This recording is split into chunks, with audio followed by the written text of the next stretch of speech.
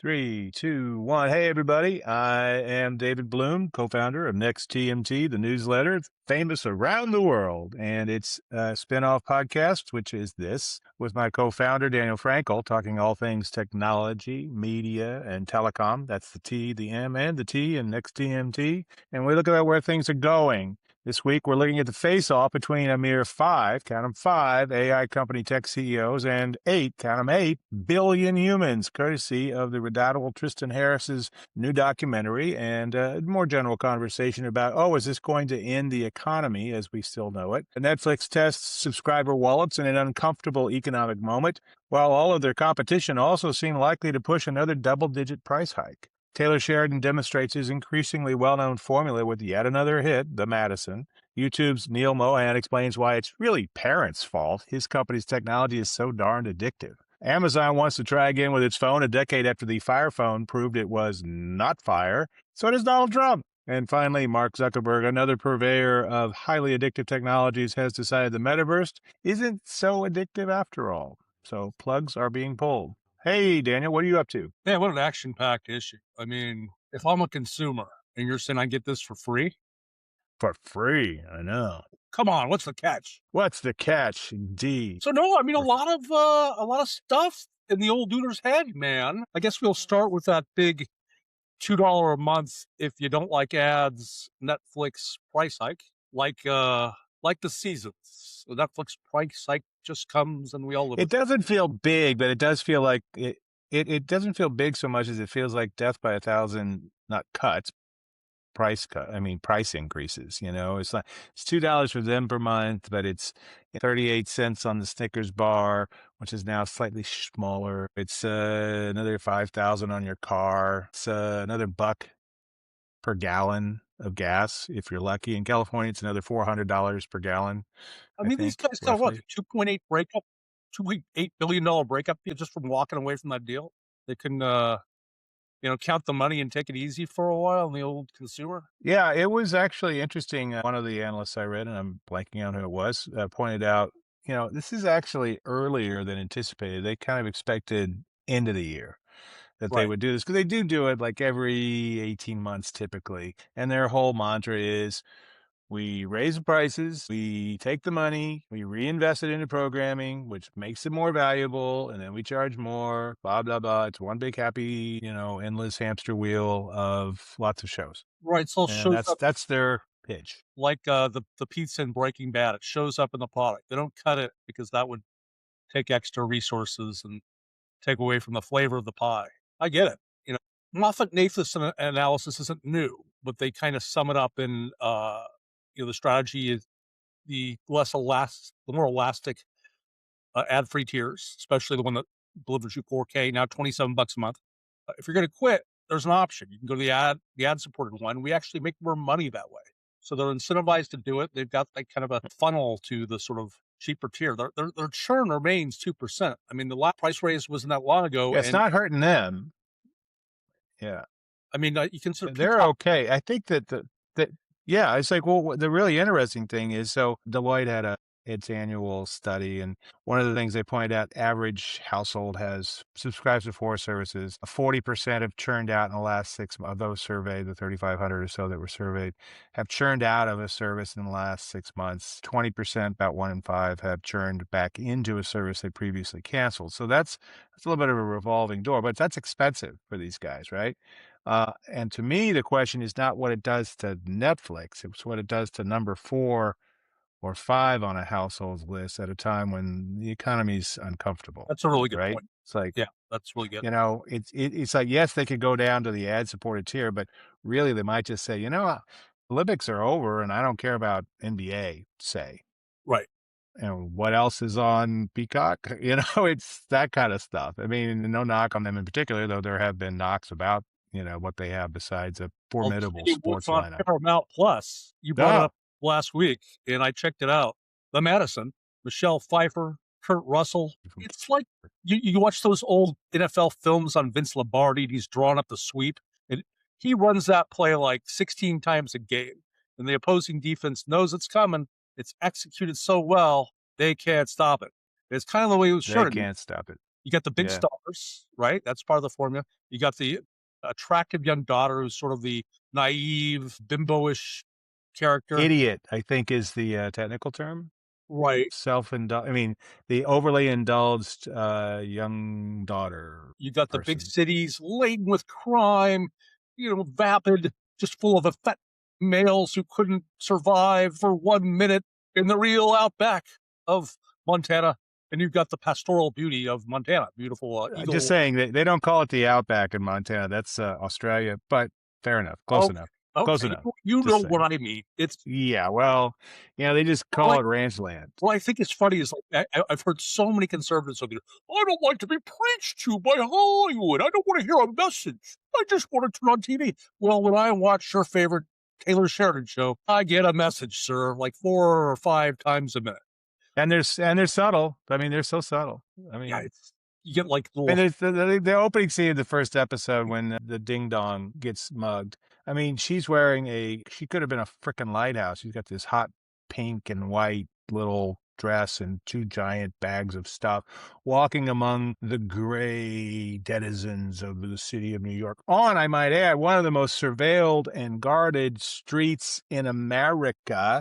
like She was presumably on Madison Avenue and nobody noticed anything. It's like these like wait till you get to the side street, you know? credit Taylor Sheridan with another hit, 8 million viewers over 10 days.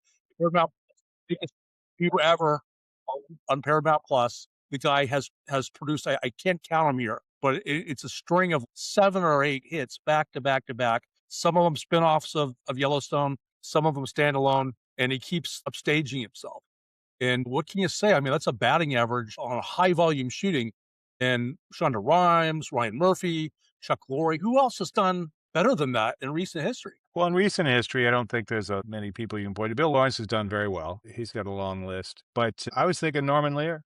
Norman Lear had a run there where Yeah, he was creating comedies, bing, bing, bing, bing, bing, across and commanding gigantic audiences. Very different era. So it's like saying George Mikan, was amazing in 1956 and dominated the NBA when there was nobody else over 5'7", it seems. But someone still, Barney Norman Miller, Lear owned the '70s. you could put that up against. I don't think he did Barney Miller. I know Maxwell Gale, I hung out with a few times. Wojo, he was Yeah, a lovely man, lovely man. what do I know? So anyway, so Sheridan's still pumping them out. It is interesting that formula is getting to a point where it's obvious it's a bit of a formula, and I will be curious to see how well that continues. So the other news show is So Marshall's, right? right, So he's right. got a police procedural. Loving homages to Montana, and I get it. It looks beautiful. I've never been. I've always wanted to go. It's a little inaccessible. You have to make campground reservations years in advance. It was just hard enough to get my kids into Yosemite a couple of times, so I never did it. But it seems like at the same time, he's Yeah. telling Californians, New Yorkers, "You ruined your pastoral beauty. Stay out of my beach town, Lebowski." It feels like a enticement for something you'll never get. You're not worthy. Maybe I read too much into it. Yeah, but he's not actually even showing winter, which and I have friends who live in Montana or grew up on ranches there, and let me They just call it say, it's a little brisk. It's a little brisk. So I'm like, Taylor, you go ahead on, boy. But I noticed he lives in Texas. He lives in Texas, not Montana. What? 1923, the heroine dies of frostbite, coming to see her man. Right. Yeah. Right. It's chilly there. They have central heating now, but still in most places, but not apparently central plumbing. So that being said, speaking of addictive television, there was not one but two big lawsuits this week that basically found that Meta, with Instagram and Facebook and all the things that are sort of related, like Threads and YouTube, were liable for creating intentionally addictive products by tweaking their algorithms and all the rest. A lawsuit by a woman which I think she first started when she was 10 or 11, Right. against all their policies. So we have some video in the newsletter where Neal Mohan, now the head and a longtime executive with YouTube, gets on and basically says, it starts with parents. It's all parents. It's like, yeah, well, that's Well, what he great, said Neil, was, but you purposely made your product addictive. It's like, come on. I don't want That's what because the jury's found. I did write that, but he put him in proper context. He said, we shouldn't keep our children away from the digital world. We should train them how to handle it. It's I equate it to what teaching my daughter how to ride a bike. There's training wheels, etc.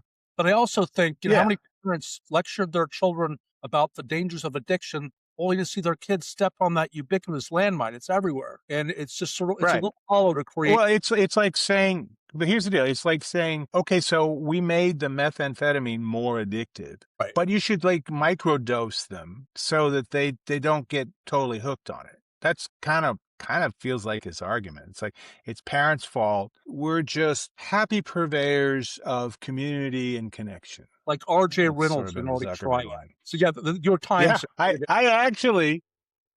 I actually met a descendant of R.J. Reynolds at a political fundraiser on Wednesday. It turns out he's a friend of my spouse. Big shock because he knows a Does lot he of smoke? people. But he's like a grandchild and wrote a book about the perils of smoking and has bankrolled anti-smoking campaigns and stuff like that. His name is Reynolds, Patrick Reynolds, occasional actor and stuff, and now he's busy in politics. We should But explore yes, equivocation. The New York Times and another number of other you want to publications equated it to the 1990s when big tobacco lost a bunch of lawsuits and had to change the way they marketed and merchandised to children, kid minors. right. The first sort of sea change in society's viewpoint on smoking and signaled a long reduction in the amount of people who were addicted to nicotine. I think Though I'm told it smoking's back, that some of these kids these days are smoking. I guess they figured how much worse could smoking be if we've already been exposed to social media since we were 7? That's I like, kind of feel like I mean, I literally have had these conversations this week. So, here you have essentially a video platform that's increasingly known for living room entertainment being compared to Mark Zuckerberg, who's using algorithms to get you to doom scroll, who's basically like McDonald's fucking with quarter pounders to make them more addictive. I'm not saying YouTube isn't doing its own science, but it's a different animal. And you can sort of distance yourself from that because you're that different animal. And he kind of leaned into a trope, I felt like. And a lot of people are reacting badly to those comments. I mean, you shared some on LinkedIn today. I saw that was interesting. yeah, yeah, yeah. Well, I do think they did react badly. I don't think that metaphor was useful because it did feel like he's blaming parents for. And to be frank, while it's different because it's longer form, frequently, sometimes hours of programming on a single thing. But when you stack up your playlists and you try to put the next thing in there to keep people on there and you keep them engaged over and over again, when you do put together your is it Reels, I think, or Shorts? YouTube Shorts, I guess is the name for their short video product. You are trying to keep them engaged. Engagement means keep them hooked. That's what that very pleasant term means. They started So, putting videos in my feed of companies that specialize in removing hornets and stinging insects. And I can't stop watching those things. These nests get to be the size of a football field. And well, that's an exaggeration. well, size of a football. I mean, they're easily the size of a football. There's no doubt about that. But As how do that they know first the brain would episode. do that? I mean, and Well, because you probably reacted to the scene in the Madison, and then you started slathering yourself with calamine lotion and baking soda because that works. so speaking of people having an adverse reaction, baseball fans are not happy with Netflix. No, A little like self-regulation. they're not going to be happy to get both opening days telecast of the Yankees Giants and Yankees, as I put it, the Yankees clubbed the Giants like they were baby seals in the Willie McCovey Cove next to Bert Kreischer in his kayak, hoping to catch a home run over the right field fence. They did not react well. It's the worst thing, the biggest embarrassment in the history of baseball broadcasting. It's like, no, we got some competitors out there, but it really pissed people off. Yeah, So. I mean, if you're a Yankees fan or a Giants fan, you're just trying to watch your team, and there's all these other activities going on. It really can piss you off. So I get it. So Yeah, there's a lot of cross promotion. It was in this. I mean, the fact you stick Bert Kreischer, an okay comedian who does a number of Netflix comedy specials and all that. You stick him in a kayak and a life vest and not nearly enough. I might not nearly enough sunscreen yeah, and say, go to town, Bert. But just cross promote, cross. I mean, it couldn't have had more cross promotion if they'd had the cast of Bridgerton playing a game of rounders, for God's sakes. I mean, which is the predecessor to baseball. I Something, mean, yeah. and now that I put it in the out there, I'm afraid it's going to be like opening up the Field of Dreams game that they're also doing, or maybe it'll be on before the Home Run Derby, which they're also doing. I may have willed this into existence, and we will all come to It regret got it. a really big audience. I mean, before it even aired or streamed, they were saying it was going to be the biggest streaming audience for baseball ever. I think I haven't seen any number, Right. but it is pretty big. Well, that is a low bar, but yes, They were giving yeah, banquets yeah. for their Christmas. Because they can reach everything. They can reach like all of Latin America. They can reach all of East Asia where there are serious fans of baseball that want to see Major League Baseball, Well, get even this. if the I mean, Giants aren't what they those were. Christmas Day NFL games averaged 27.5 million and 19 million viewers, respectively. I forget which. I think it was the primetime game that did the 27.5 million. And they Yeah, still, because they didn't reach their demo threshold, they still had to give make goods on advertising. They had to wait till baseball season. What kind of audience right. are they promising these people? That seems like a big threshold to me. Yeah, well, you should be able to deliver it because you know your audience better than anybody who's known their audience since Aristophanes. You know, I mean, it's like they kind of got it down. They should be able to do this stuff, but it's also a new world for them. They haven't done a lot of NFL games now. They've done them twice or two games, 2 years in a row. Well, the thing we always forget is why have they got to figure out? It's like, well, they're still kind of learning this live event thing. They've been at it for 2.5 years, I think. They do it a handful of times a year. They're kind of building their little pipeline. They're shockingly humble about how much they still need to learn. Perhaps reality keeps humbling them and having to do make goods on something that seemed like a really, really good turnout for your NFL games could be humbling. But they're still learning. And I mean, they figure it out. I think everybody else is in trouble, particularly like if they get the NFL thing figured out, right? What does that mean for the broadcast guys? Whatever Brendan Carr has to say about it. Brendan told at the CPAC convention, which is the big conservative confab. You're right. It was in Yeah. Grapevine, Texas, I believe it was. Grapevine, which is actually a not very interesting suburb. True story. When I worked for the Dallas Times Herald 158 years ago, the Dallas Times Herald had a writer on their entertainment side. I was a political writer out in the bureaus, and his name was John Bloom. And he had an alter ego, Joe Bob Briggs, the drive-in movie critic of Grapevine, Texas. And he would do reviews of all those hacky slashy gore sexploitation drive-in movies in a very hilarious, tongue-in-cheek, satirical way. Sounds That like also or it was kind of hilarious, and the funny part, of course, was it became huge, became bigger than the Dallas Times Herald, and so did he. And I know his ex-wife, or knew his ex-wife back then, because he got big. He got an assistant because he got lots and lots of mail, and then he got into it with his assistant, so he became single. But that being said, Joe Bob Briggs, car. drive-in movie critic of Grapevine, Texas, now the home of CPAC, apparently at the drive-in, right? Right. He says he's speaking at CPAC, and he just says, not for nothing, but the NFL it'd be a shame if something would happen to their antitrust exemption. Yeah, you don't want anything to happen to your little NFL league, and it's Nothing a but, very nice antitrust exemption you got there. It'd be a shame for something to happen to it. You right. know what So I he's mean? Know what I'm got sort saying? of a tipping point, a certain threshold in terms of their migration to streaming, the leagues, and abdication of broadcast that they're going to reach that sort of voids that exemption. That was his implication. And I guess that's his way of keeping the whole ecosystem in broadcast under FCC purview. And it's all under the auspices of like, it's all about local news. I just want what's best for local news. And we've talked about this. I'm not convinced that either Sinclair or Nexstar really care about anything but sort of an ideological product that sort of competes with or drains from the Fox Well, data. look, the ideology is part of the package, but the package still makes money.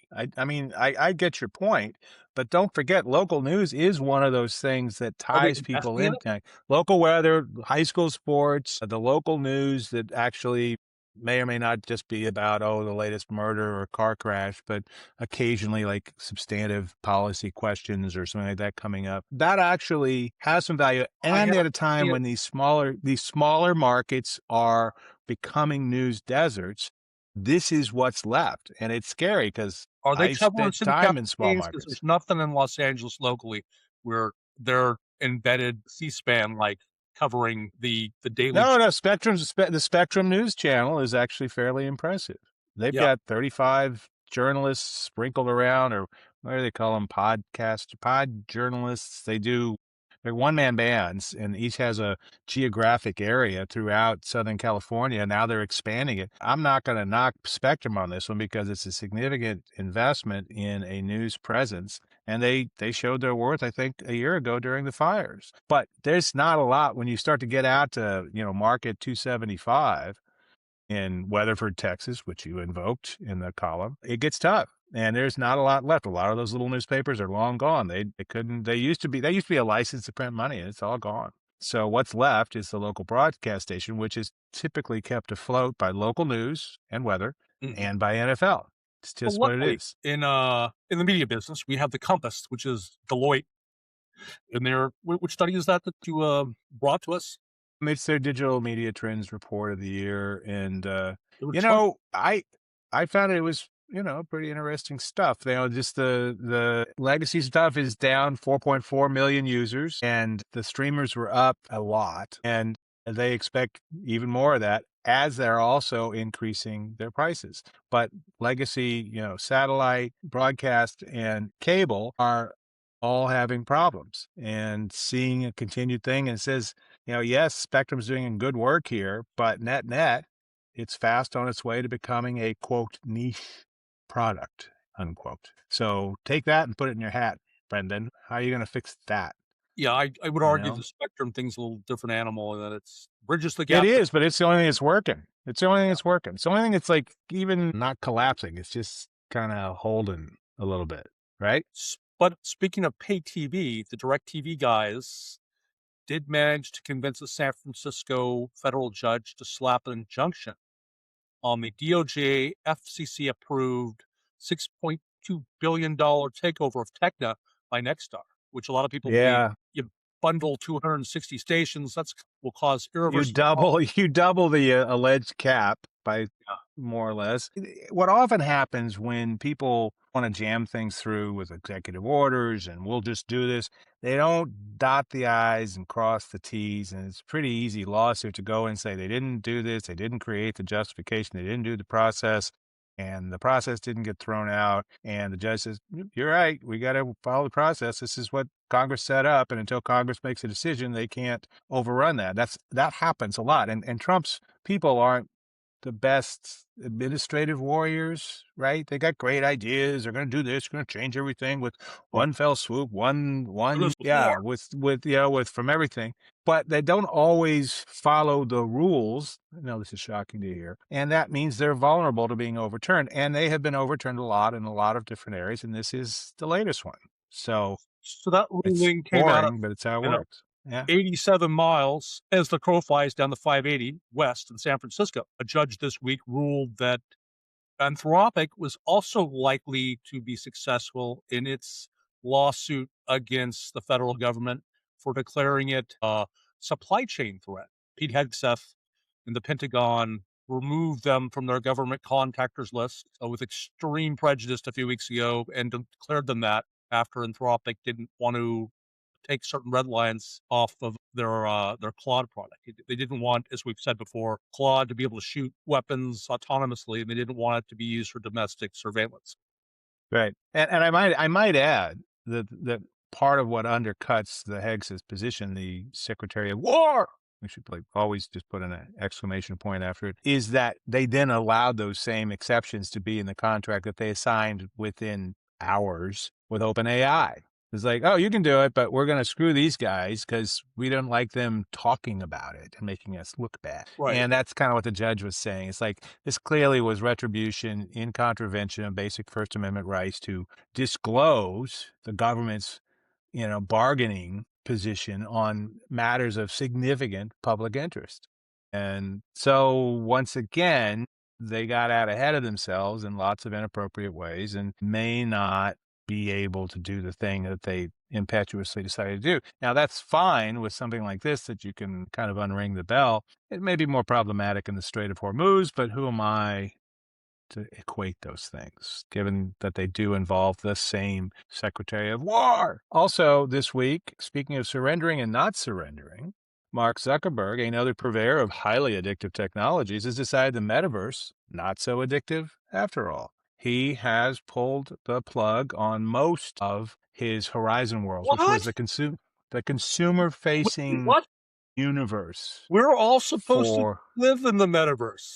well, yes. And the thing that's interesting is he was creating this immersive universe of opportunities to get around the duopoly of mobile, Android and Apple, I right? thought stuff and And started. because they and so he wanted to get around that all of that. And now, of course, what's happened is what's left of Horizon Worlds is going to be a mobile only app that doesn't require you to wear something on your face. Yeah. Now they're still financing the goggles, they're still financing the Ray-Ban glasses, which are cool, but I just saw a really interesting little Wired piece about the rise of the Meta Ray-Ban creeps, people going around recording, shockingly, attractive women in places like clubs and beaches without their consent or after the fact, trying Yeah. to prank them or whatever, then putting it on social media sites and creating large followings. So, yes, creeps, B, not shocking that this is happening.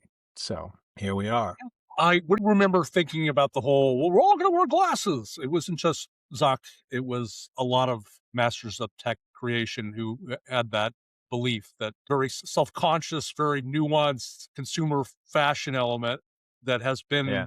fraught from the beginning, ever since we learned how to correct vision. It's Right. sunglasses maybe are the only thing that made it cool, but Well, no, that's why Ray-Ban, their partnership with Ray-Ban and also Oakley, which is another American brand owned by the Italian giant Essilor, Luxottica Essilor. That's why the Ray-Bans were like, oh, this is like stylish, like who knew Mark Zuckerberg had that in him with his gray hoodies? But it's like the Wayfarers, but that's a big enough frame that you can put a little battery in there, you can put a little camera in there, you can do some stuff. There's room to do it in there. It's just a little bit bigger temple for some of this stuff, but it also, again, enables creepy behavior. We haven't figured out how to deal with that. I will say that the rise of peripherals is far more than just the glasses. So these AirPods that I have increasing functionality. For instance, the newest ones, these AirPods Pro 3s, can do translation on the fly, which is cool. It's not just active noise cancellation, it's active discrimination so that I can hear better. So they function like quasi hearing aids by screening out background noise and concentrating on the voices that are trying to speak to you and then translating them. That's a big step, right? This watch is not on your face, it's on your wrists, but it does all kinds of health stuff that the same thing with the Aura rings. We're getting peripherals. They aren't necessarily going to be one that sits here for right. now. So we're So, I know that OpenAI, they hired Apple's chief product designer about 9 months ago. Remember, they were going to reinvent oh the yeah, though there were a lot of people like he wasn't really a designer. He was more of a marketer who was running the design shop, and we're all happy to see him go and let some of our real designer guys be the head of design for Apple. It was really interesting to see that departure. It's like Zucker hired the guy away. He kind of crowed about it, and everybody's like, "No, thanks. You did us a favor." So was we'll it see how that plays out. it was OpenAI who did that, right? No, Yeah, I'm right. you think that Johnny Ive would hire him? Because Johnny Ive's doing the thing for OpenAI. We're talking about I different people. thought, yeah. So so we'll see what happens, but it's an interesting time. So what else? You exited the house this weekend and you went to get drunk with young gamers? I did not get drunk. The only thing I did was get a can of liquid death water. But Yeah. they did. They very much had. I had to take care of a family medical thing, so I got over there a little bit late. It was already in progress, and but it had started like 2.5 hours the pregame, and they had an open bar, and it was it was a very well lubricated fan base, I'll just say. And it was for the Evo Awards, which is for fighting games. Evo is a circuit of three big events with a lot of feeder local tournaments that you play your way up playing fighting games like Street Fighter and Virtua Fighter, and there's a whole bunch of them. And they had a really kind of a fun, partly semi-serious, partly just a little tongue in cheek. Like they had best cosplay. People dressing up as some of the characters in some of these games, best I dressed. like And it to was for dress like up the as on ugly. air, the play by play guys, for instance. And it was very fun and loose and very diverse, much more diverse than I would see at a lot of other kinds of game events that I've gone to over the years. Winners came from, of course, Japan, where fighting games started, but also Thailand, Brazil, the UK, lots of other places. They have these big matches in Singapore, Las Vegas, and the one I want to go cover in Nice, France. It's like, please make me go there. But they're going to expand it to a couple other locations. Not, that might be interesting to note, to Saudi Arabia anytime soon, because not the time to be there, even though the company that runs this operation, RTS, is now wholly owned by Qiddiya Gaming Enterprises, which is a Saudi public investment fund, wholly owned subsidiary. Just a few So years, it's part of the Saudis' push into gaming along with EA. you'd read stories about O.J. Pitsky took money from the Saudis. He did what? What about Khashoggi? And now everybody is dipping into, everybody's partnering and dipping into the investment funds. And the stigma is Yeah, gone. no, the stigma's still kind of there, but I think it has been, and this is really important to note, it has been the last big pot of money looking to get into things. Hollywood was always about the next sucker with a big wallet coming into town wanting to get invited to the premiere parties. And whether it was, Quebec teachers pension funds or German tax funds or Texas oil men, there was always another wave of opportunity, right? To get films financed and made and maybe shake down the suckers when they came into town. What sucker And pulled up just, the. Oh, go ahead. Sorry. yeah, but I mean, you know, the Saudis have been trying to clean up their very problematic image for a while now, and some of that is deeply icky, and some of it's like, you know, but the reality for them right now, and I think this is going to be fascinating, is anybody going into Abu Dhabi or Dubai or Riyadh in the next 6 months to a year? Probably not. If this thing continues much longer, it's going to be really interesting, and they're going to have to spend billions of dollars fixing the things that got droned. Oh, I yeah. mean, If you it's think it's about it, it's shattered that it's strategy shattered that sense of from the safety. top has So been fantastic. I mean, now we disappear people too, so we're no different. We changed for them. I was just saying that we kind of changed for Saudi Arabia and made ourselves more like them. It's like you make journalists disappear, we make immigrants and journalists and other people disappear. The line of demarcation is more fuzzy than it used to be. we've lost our moral high ground in a lot of areas, and I think that's problematic for all of us. Most of all, those of us liable to be disappeared. But it does make it tougher to scold other people for behavior we find reprehensible. To some extent, we were always a bit hypocritical, to put it mildly, about our scolding, but at least we had some ideals that no longer are being observed even in the breach. I do think it'll be interesting to see what happens with this giant pot of trillions of dollars sitting in the Middle East in the various Emirates and Bahrain and all the rest. Hey, And if we can get if some they're out. going to have to like restock their defenses, get better about their missile defense, take more responsibility for their stuff, and fix up their, so they're not so vulnerable to the Strait of Hormuz, et cetera, instead of building a giant city that doesn't exist in the desert, for instance. Listen, we should look into it. If we can get 10, $20 million from the what's it called? The government fund, the investment fund. Well, the Public Investment Fund, County Public Investment Fund. There are all those guys have generated hundreds of billions of dollars in oil revenue and are trying to figure out where to put it.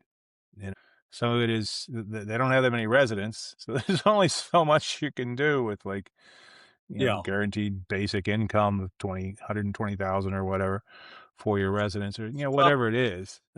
so I ventured into the local theater, which I don't do very often anymore, and I saw the new Andy Weir, who's the sci-fi novelist We behind. all know who Andy Weir is. You went to go see Project Hail Mary, the biggest film in the history of Amazon MGM Studios. Okay, I won't give the. I'll just say I like the movie and go. I mean, I was going to. Yeah? It's original IP. We don't get a lot of that Mhm. at the movie theater anymore. And well done. I didn't think it was a little less somber and procedural than The Martian, directed by Right.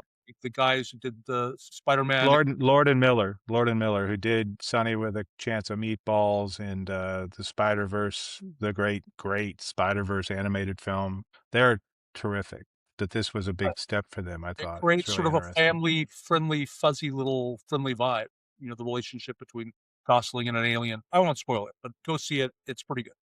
Yeah. Well, I'm going to be really interested because Amazon has announced, or the words come out, that they're trying to once again launch their own phone. They had a disastrous Fire phone 10 years ago, didn't really work out, but now they're doing one that has all their stuff to help push all their e-commerce stuff. So I'm guessing that if you get the Amazon phone, you'll get lots of pitches to buy an animatronic rock puppet, like what you had in Project Hail Mary, which could be compelling for some set of folks. But this is not the only ones trying to chip off that Android Apple duopoly.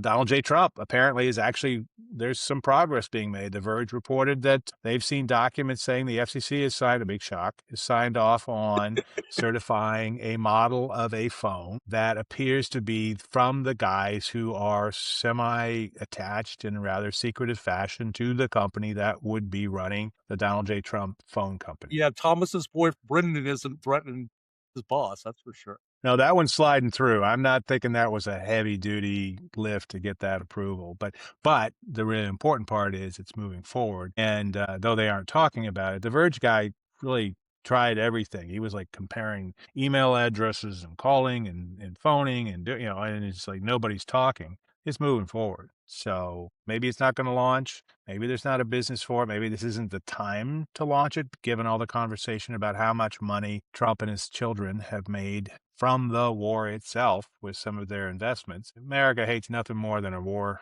If profiteer. you could, We've had plays about it and all the rest. in the Android iOS hegemony, capture 10, 12% of that market, nobody else has done that, so why not? It was interesting. Uh, This don't is think it'll be that big. Don't think it'll be that big, but I'll I know tell you you're what, if you thinking get 2%, you get right. 2%, I mean, Apple generates 75 billion a quarter from its phones. 75 billion plus the services, which is another $110 billion a year business. I think it's been out for a while. I'm not sure when it was made. I watched Blackberry finally on Netflix, and kind of Yes. blissfully, I was aware it happened. I knew they got their lunch handed to them by Steve Jobs and the iPhone, but that's a really interesting company. And You talk about REM? Research in motion, yeah, REM is what the yeah. whole ascendance and abrupt downfall is an interesting story. Yeah, it's kind of a mobile version of what happened to Blockbuster with Netflix. It's like, oh, we own the market. People aren't going to let go. Obama was going to let go of his BlackBerry over his cold, dead hands in Charlton Heston-like fashion. And then what do you know? He's using an iPhone, Well, and everybody else let it they go. have not Yeah, relinquished that stranglehold over the industry since then.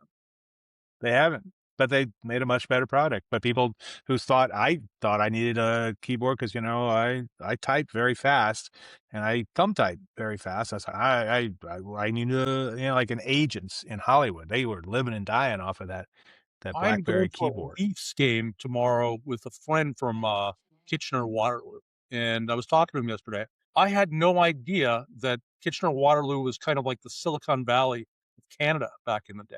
It was just new education for me. I didn't know. Well, it's always good to learn where they put the Silicon Valley there because I kind of thought it might. Well, Vancouver has some pretensions now. Toronto does have a big film production operation, and it's a big international city. And the film festival is gigantic, and market is gigantic. Montreal has all the video games because of Guillemot and Ubisoft, so it's sprinkled.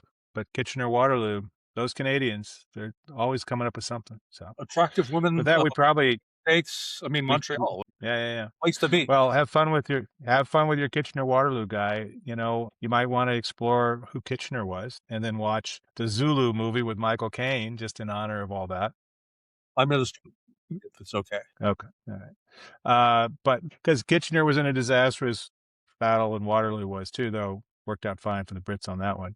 You think That being said, we Waterloo? we should probably wrap this puppy up. This is David Bloom with nexttmt.com and my partner and co-founder Daniel Frankel. This podcast, Next TMT Talks, is available on all the usual places: YouTube, and Spotify and Apple Podcasts, but also live in various places, including, I believe, we have it on LinkedIn and Twitch and maybe YouTube as well. And you can get our newsletter delivered directly to your mailbox on Monday mornings and on Thursday mornings. We also do a podcast midweek with our partners at Media Play News. Like, share, subscribe, comment, do all those beautiful things that let us know you love us or at least tolerate us. This is David Bloom, and we are wrapped for the day. Thanks, everybody.